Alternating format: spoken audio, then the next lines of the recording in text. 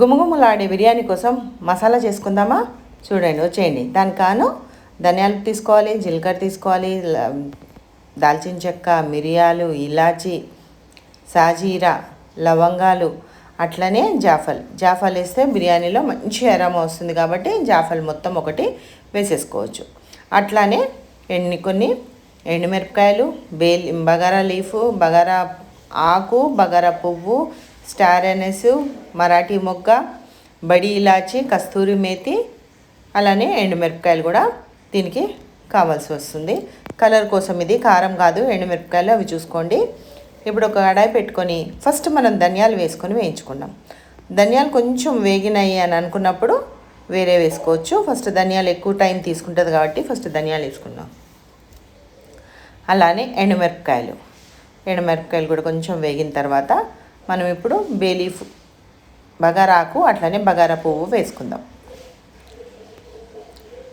అసలు ఇవి పడే వరకే మంచి బిర్యానీ అరోమా వస్తుంది. 1 నిమిషం పాటు వేడైనాక ఇప్పుడు మనము దాంట్లో వేయాల్సినవి వేసుకుందాం. చూసారు కదా, ఇట్లా అంటే తెగిపోవాలి, అంతవరకు ఫ్రై అవ్వాలి. ఇప్పుడు స్టార్ అనీస్, అలానే మిగతావన్నీ, కస్తూరి మేతి కంపల్సరీ వేసుకోవాలి. మరాఠీ మొగ్గ, కస్తూరి మేతి, జీలకర్ర, సాజీరా, లవంగాలు, ఇవంతా 2 ధనియాలు అంటే దాన్ని బట్టి మనం ఈ మసాలాలన్నీ వేసుకోవాలి. దాల్చిన చెక్క 1 గ్లాస్ వేసుకోవాలి. దీంట్లో కొంచెం స్వీట్నెస్ ఉంటుంది కాబట్టి కొంచెం మీడియంగానే వేసుకోవాలి, ఎక్కువ వేసుకోవద్దు. లవంగాలు ఘాటు, మిరియాలు కూడా వేసుకొని మంచి అరోమా మనం ఫ్రై చేసినప్పుడే మనకు తెలుస్తుంది. అట్లానే మాడిపోకూడదు, దగ్గరుండి కంటిన్యూస్గా మనము ఫ్రై చేసుకుంటూ ఉండి ఇలాచీ వేసుకోవాలి. వడి ఇలాచీ 3 వేసుకున్నామనుకో సగం కప్పు ఇలాచీలు వేసుకోవాలి.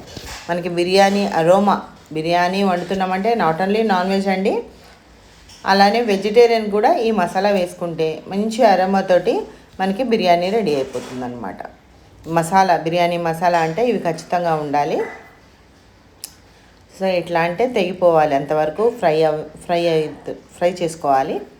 అలానే ఫ్రై చేసుకొని కట్టేస్తే దాంట్లోనే ఉంటే మనకి మాడుతుంది కాబట్టి ఒక ప్లేట్లోకి తీసుకొని చల్లగా అయినాక గ్రైండ్ చేసుకుందాం.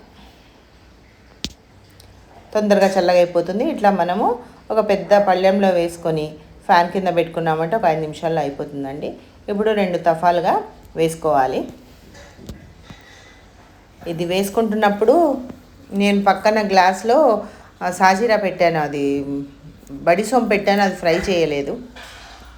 మళ్ళీ ఖచ్చితంగా బడి సోంపు ఫ్రై చేసుకొని వేసుకోవాలి. బడి సోంపు వేసుకుంటేనే మంచి అరోమా వస్తుంది, మంచిగా కూడా ఉంటుంది, టేస్ట్ ఉంటుంది. డైజెషన్ కూడా, బిర్యానీ హెవీగా తినేస్తాం బాగుంది అనేసి డైజెషన్కి బడి సోంపు, అది మర్చిపోయినా కాబట్టి మళ్ళీ దాన్ని ఫ్రై చేసుకొని వేస్తున్నాను.